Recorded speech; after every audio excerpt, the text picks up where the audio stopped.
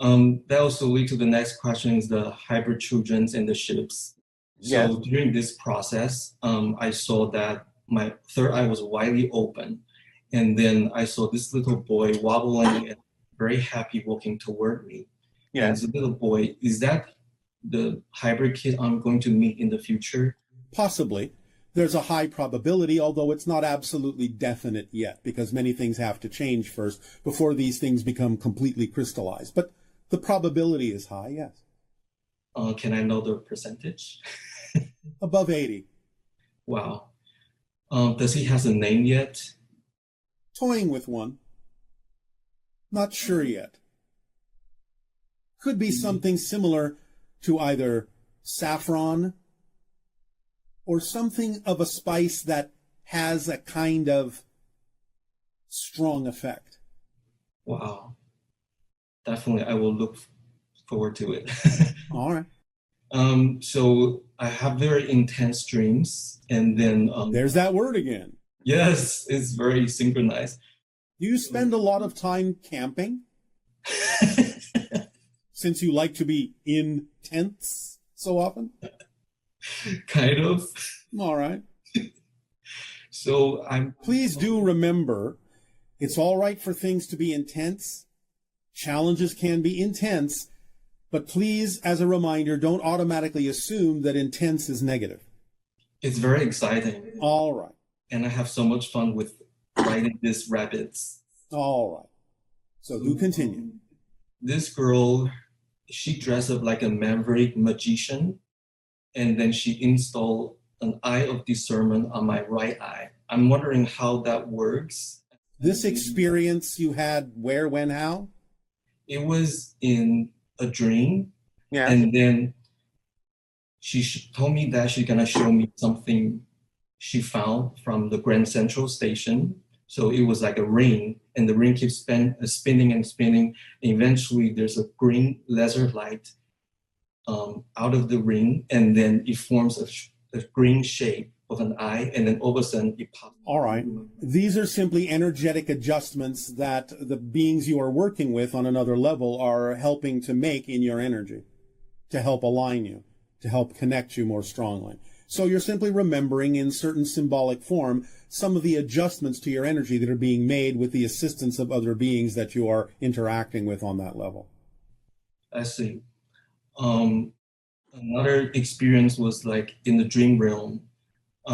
I was beamed into a ship, but this ship is actually look quite different. It's actually like a museum, Yes. very classic looking.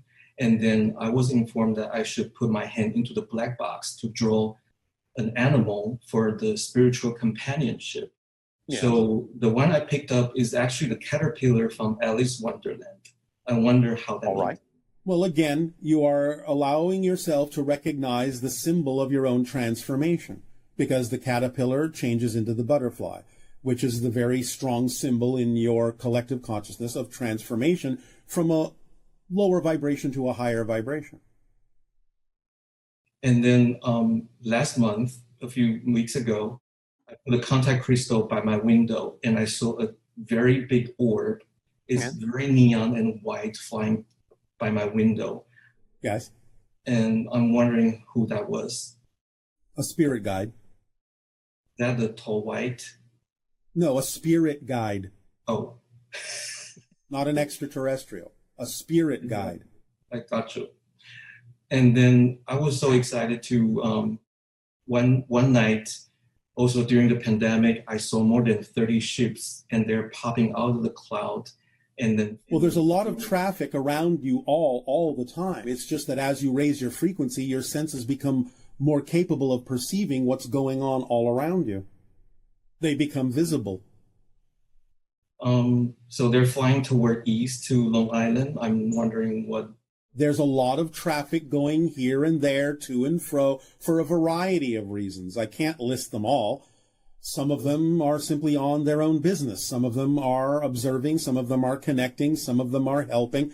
It just depends. But all I'm saying is, if you all really get to the point where you raise your frequency to allow your senses to become more capable of perceiving things on higher frequency levels, you will realize that there are many, many things, many ships, many beings, many different kinds of manifestations passing through your reality overhead all the time, and even through your planet all the time. It just becomes sort of more like you're living right next to an airport. Yes, and then also I'm so grateful for the moon meditation from Sedona last year. Yes, well, it is our pleasure to deliver suggestions for permission slips that your imagination can alter in whatever way, shape, or form works best for you. And then after the meditation, I do it myself, and the moon started turning to a smiley face. And then every time I look at the moon, meditate with it, and there's a different being talking to me. All right. So you're using that as a reflective permission slip. So it's a reflection. Everything is a reflection. That's Remember, physical reality isn't real. It's a mirror. So the third topic is the non-physical energy. And just through synchronicity, I have been come across lots of tetrahedrons. And then our physicists saying that one group of them, they said if we keep cutting the physical reality to the smallest, it's actually like a triangle crystal. Is like a tetrahedral form. That's what we've said for a long time. Tetrahedrons are the underlying template of your physical reality. So how does the Merkaba come into play? It comes into play as a symbol of as above, so below.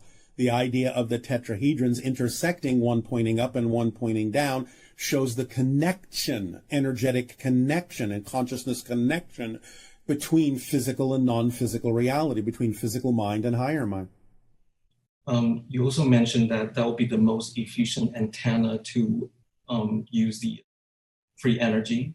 Yes, made out of certain materials in a certain configuration and encapsulated within different shells of resonating chambers. It can function as what we might loosely call a space-time antenna or transformational energy matrix, or shall we say a transformer, or what you might call a down resonating capacitor. There are many ways to define this idea, but it is the heart.